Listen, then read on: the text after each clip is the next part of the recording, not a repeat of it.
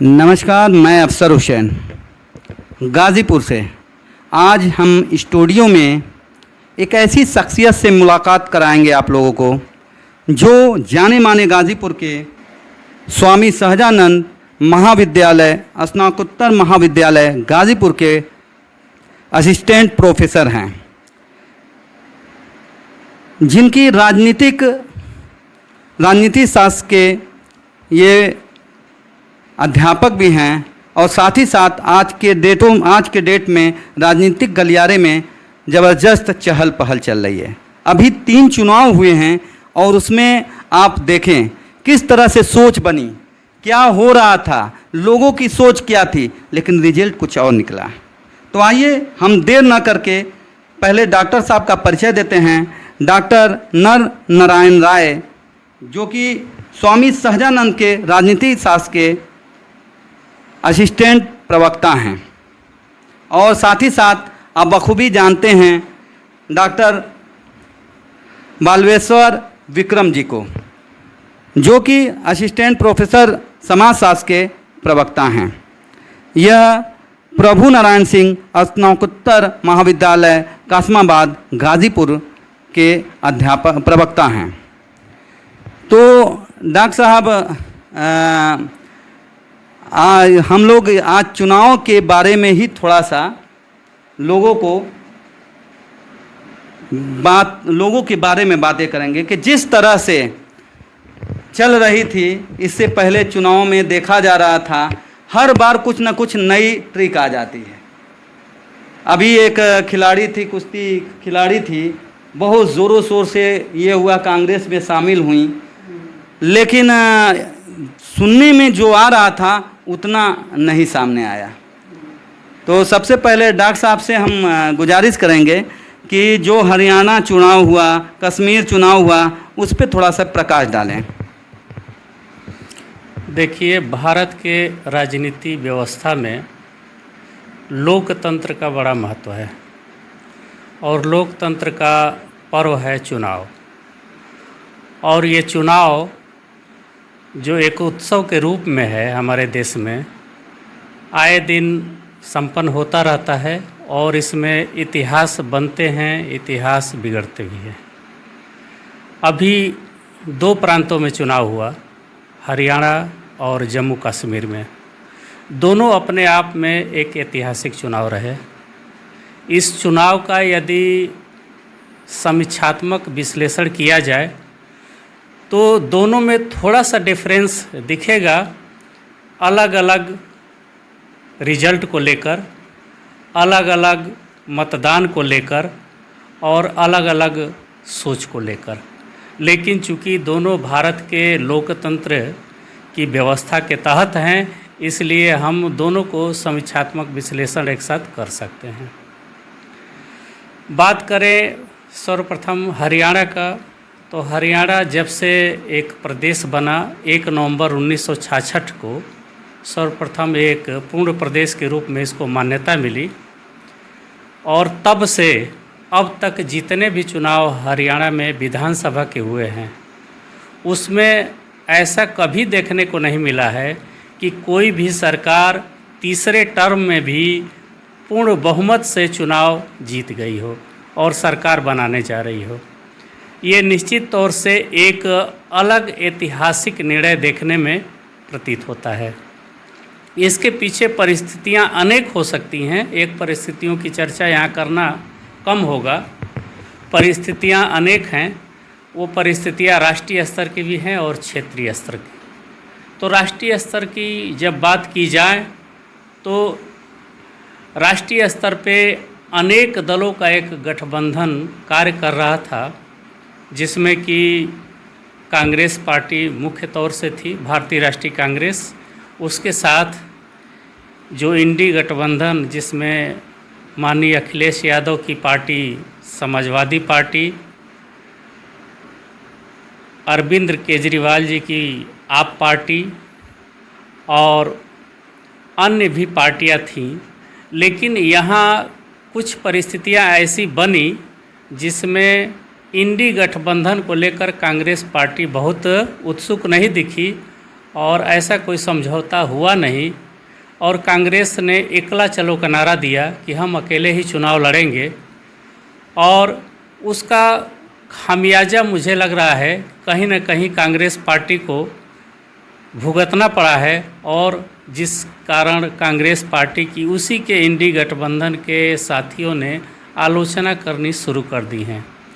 मुझे ऐसा लगता है कि यदि इंडी गठबंधन को साथ लेकर ये चले रहते तो रिजल्ट मैं नहीं बता सकता क्या होगा, लेकिन संभावना ये बन रही थी कि ये सत्ता के नज़दीक पहुंच सकते थे या पूर्ण बहुमत प्राप्त कर सकते थे, ऐसा कयास लगाया जा सकता है, लेकिन ऐसा हुआ नहीं। तो ये बात तो राष्ट्रीय स्तर पर जो इंडी गठबंधन का था उसकी बात हुई। दूसरा, जो प्रदेश लेवल में जो घटनाएं घटी हैं, जिसमें कोई भी चुनाव में प्रदेश लेवल की जो मुद्दे होते हैं, घटनाएं होती हैं, वो भी बहुत प्रभावी होती हैं, उसको हम छोड़ नहीं सकते हैं। वहाँ की परिस्थितियाँ कमोबेश 3 या अधिक से अधिक 4 विंग पर, 4 पहलू पर हम देख सकते हैं। पहला, किसानों के ऊपर, यदि किसानों का ध्यान यदि सरकार नहीं रखती है तो उसका खामियाजा सरकारों को भुगतना पड़ता है। दूसरा, वहाँ युवा जवान भी हैं, पहलवान भी हैं और वहाँ एक वर्ग है जो जाति के आधार पर राजनीति करता है। संभवतः उसे हम निसंकोच जाट बिरादरी के रूप में देखें तो अतिशयोक्ति नहीं होगी।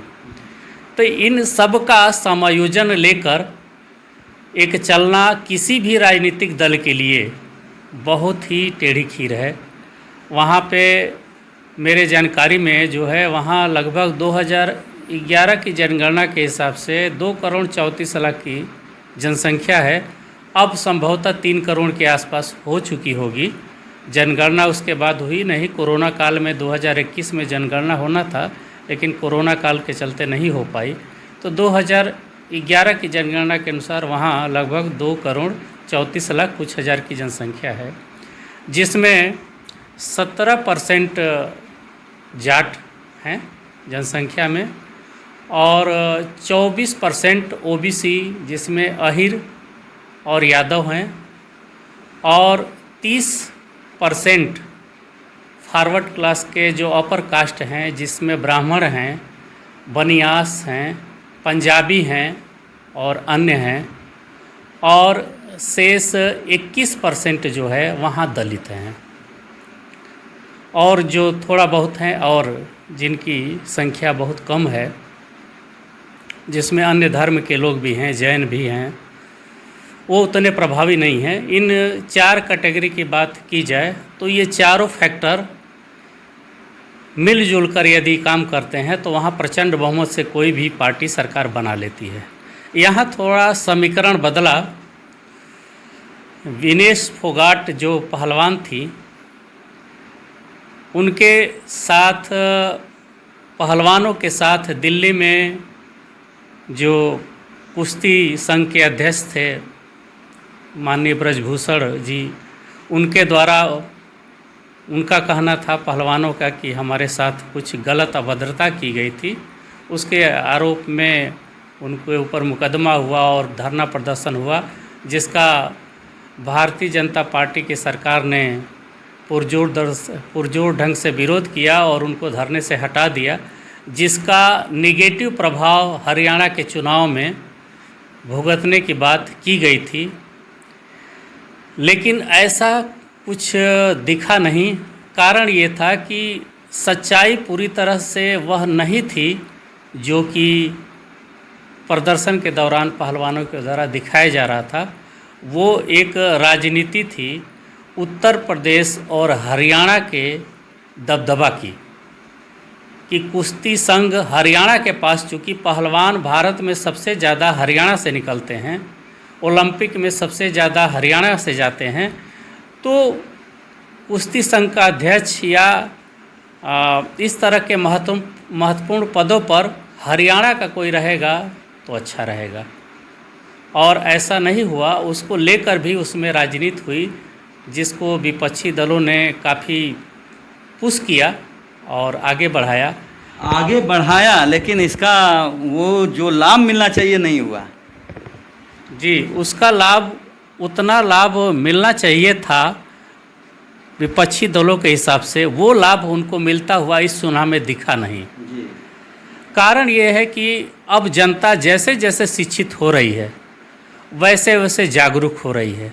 और जिस दिन हमारे देश में, मैं एक अपने राजनीतिक विश्लेषण के हिसाब से बताऊं, मैं चूँकि एक राजनीति शास्त्री भी हूं, तो मेरा राजनीतिक विश्लेषण यही कहता है कि जिस दिन लिटरेसी साक्षरता दर 90% से ऊपर भारत में पहुंच जाएगी, कोई भी राजनेता, उस प्रकार का राजनेता जो छल कपट से सत्ता प्राप्त कर लेता था, छल कपट से सत्ता प्राप्त करना असंभव होगा हमारे देश में। ये लिटरेसी का प्रभाव होगा। लेकिन अभी भी लिटरेसी का प्रभाव इतना है कि लोग एक दूसरे, घर में यदि एक दो लोग भी शिक्षित हैं, साक्षर हैं, तो घर के अन्य लोगों को समझाने में सफल होते हैं। और उसी का परिणाम है कि जो राजनीति की गई और प्रयास ये किया गया कि पहलवानों को कंधा यूज करके हम चुनाव में अपनी बेड़ा पार कर लेंगे, ऐसा दिखा नहीं। डॉक्टर साहब, कहीं ना कहीं जाति फैक्ट जरूर आ जाती है। हमको लगा कि यहाँ भी जाति फैक्ट आई और यह एक गुरूर कांग्रेस में रहा। उनकी सत्ता क्यों गई ये जनता जान रहा है। हमने शब्द पहले ही बोल दिया और आज भी वही फैक्ट वहाँ यहाँ पर हुआ। अगर वह साथ लेकर चलती तो कोई परिणाम आपने बताया ही कुछ और आए। तो हम डॉक्टर बालवेश्वर विक्रम जी से भी जानना चाहेंगे कि जाति फैक्ट जो आया है उसमें कितना प्रभावशाली रहा। डॉक्टर साहब बैठे मैं सबसे पहले गाजीपुरी खोज चैनल के व्यूवर्स को बधाई देता हूं। चुनाव की राजनीति में गठबंधन एक धर्म जैसा हो गया है। अब हर एक दल जो है अपने दम और बलबूते पे चुनाव लड़ना मुनासिब नहीं समझते।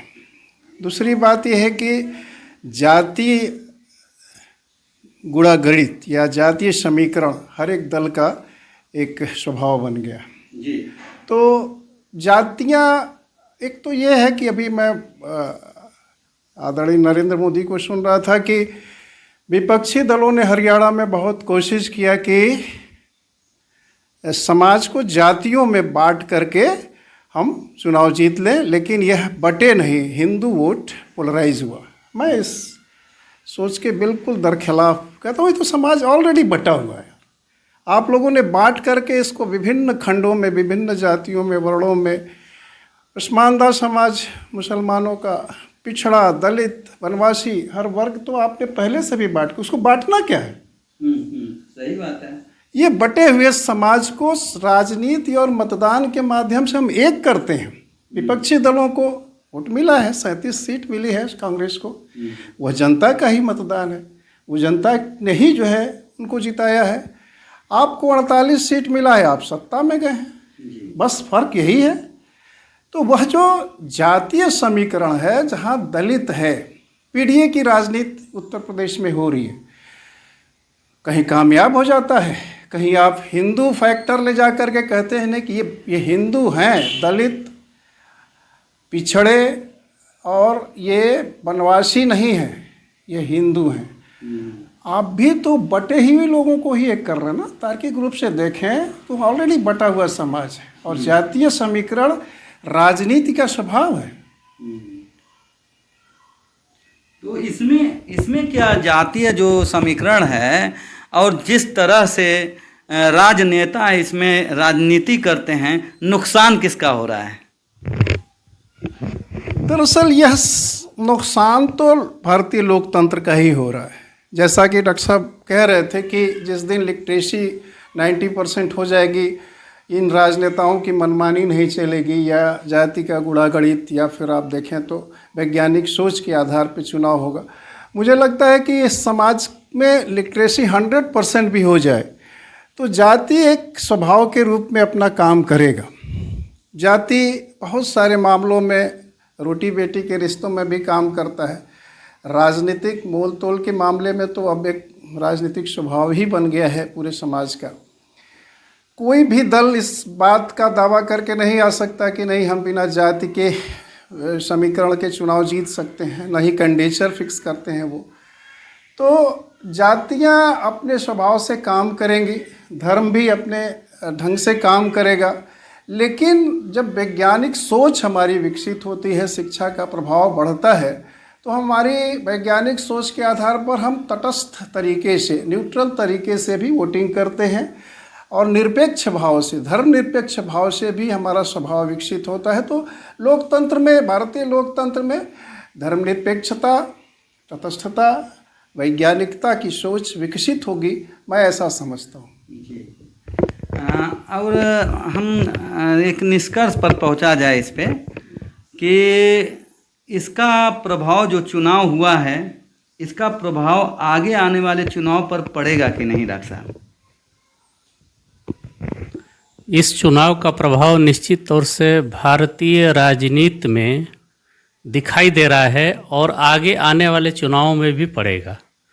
अभी आगे चुनाव महाराष्ट्र में होने जा रहा है, झारखंड में होने जा रहा है। इन दोनों चुनाव में इसका प्रभाव पूरी तरह से दिखेगा क्योंकि दो ही गठबंधन काम कर रहे हैं पूरे देश में। और अभी आप देखेंगे जब से हरियाणा विधानसभा का चुनाव डिक्लेयर हुआ है, तब से कांग्रेस पार्टी के ऊपर उसी गठबंधन के सदस्यों ने एक प्रकार से प्रत्यक्ष और अप्रत्यक्ष रूप से हमला करना शुरू कर दिया है कि हमको साथ लिए रहते तो ये स्थिति नहीं आती, हमको छोड़ने का परिणाम ये हुआ। हम तो 2 ही सीट मांग रहे थे। माननीय अखिलेश यादव जी ने कहा कि हम मात्र 2 सीट हरियाणा में मांग रहे थे गठबंधन के तहत, लेकिन कांग्रेस पार्टी अपने अहम में डूबी रही और उसका रिएक्शन तुरंत माननीय अखिलेश यादव जी ने उत्तर प्रदेश में जो उपचुनाव होने जा रहे हैं 10 विधानसभा सीटों के लिए, उसमें 10 सीटें थी, तो उसमें कांग्रेस पार्टी और समाजवादी पार्टी के बीच समझौता हुआ था कि हम लोग 50-50 करके लड़ेंगे।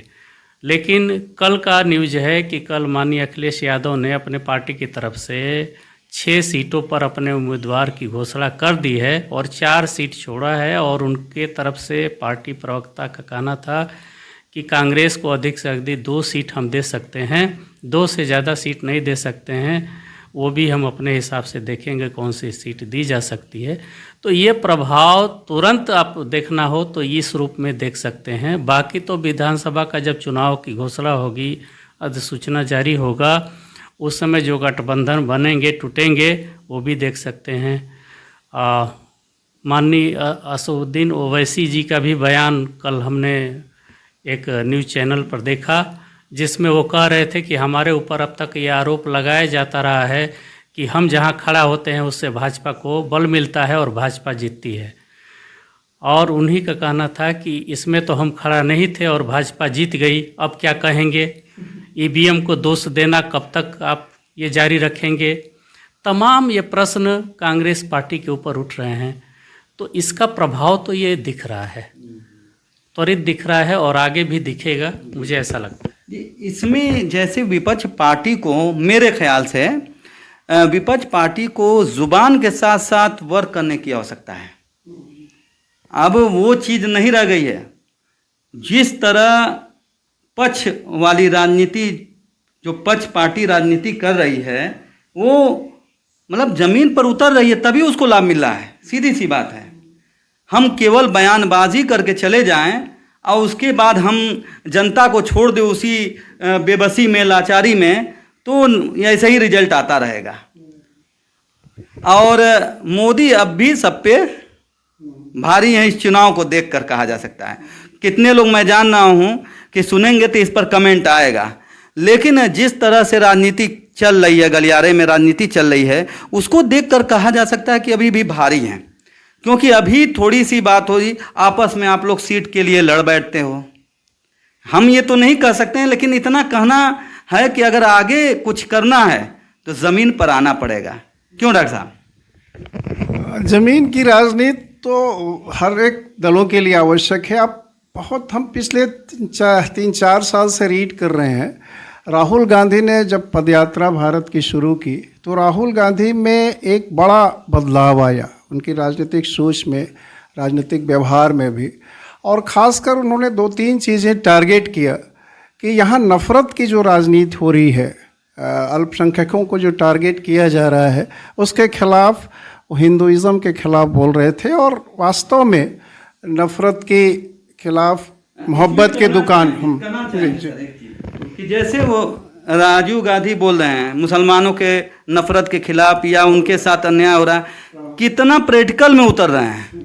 खाली जुबान वही बयानबाजी वाले शब्द हमने बोला। एक आपने देखा होगा अफसर हुसैन भाई ने, ये आप पूरे कांग्रेस का जो इमरजेंस हुआ है पिछले लोकसभा चुनाव में, जो उसका एक परिष्कार हुआ या उसका आप देखिए तो ऊर्ध्वाधर विकास भी हुआ है, तो राहुल की पदयात्रा की वजह से हुआ और जनता का मन मिजाज कांग्रेस के पक्ष में बना है। ऐसा नहीं है कि ज़मीनी राजनीति करने का कोई रिजल्ट नहीं होता है।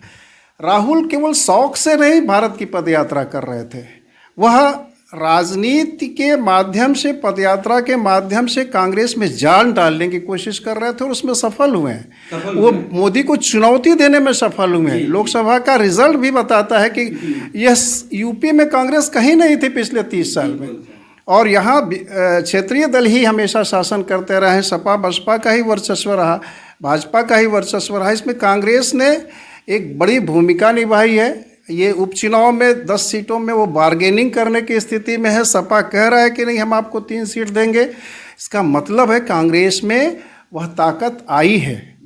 और यह ज़मीनी राजनीति राहुल के पास एक जुनून तो है, भले ही हिंदी हार्टलैंड की या एक तरीके से देखें तो राजनीति की जो एक गहरी समझ उनके पास कम हो, लेकिन वह चुनौती देने की राजनीति, खासकर भाजपा को आप देखें तो पैरेलल एक जो होता है राजनीति, हाँ, तो एक बड़ी अब जनता भी स्वीकार कर रही है। कांग्रेस की सरकार आप देखें तो कर्नाटक में है, उसको भाजपा टारगेट कर रहा है सिद्धारमैया को के ऊपर ईडी का छापा डाल करके।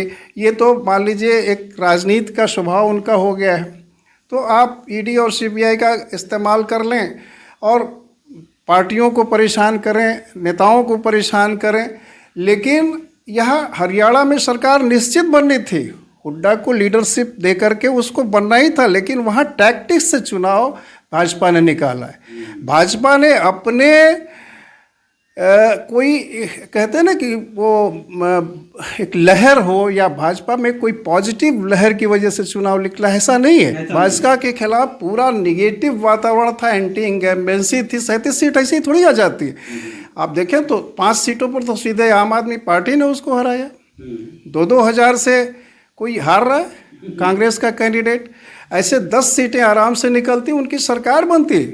46 सीट आना था, 46-48 सीट तो भाजपा लाई है। तो निश्चित रूप से आप देखें तो इस लोकतंत्र में, इस लोकतंत्र के पर्व में कांग्रेस की एक बड़ी भूमिका, राष्ट्रीय पार्टी होने के नाते, और राज्यों में भी उसकी एक बड़ी भूमिका है। आप देखें तो नेशनल कॉन्फ्रेंस की सरकार बनी है जम्मू कश्मीर में, कांग्रेस की एक बड़ी भूमिका इसकी वजह से कि अलायंस मजबूती से वहाँ काम किया कांग्रेस और नेशनल कॉन्फ्रेंस की, तो वहाँ सरकार बन गई।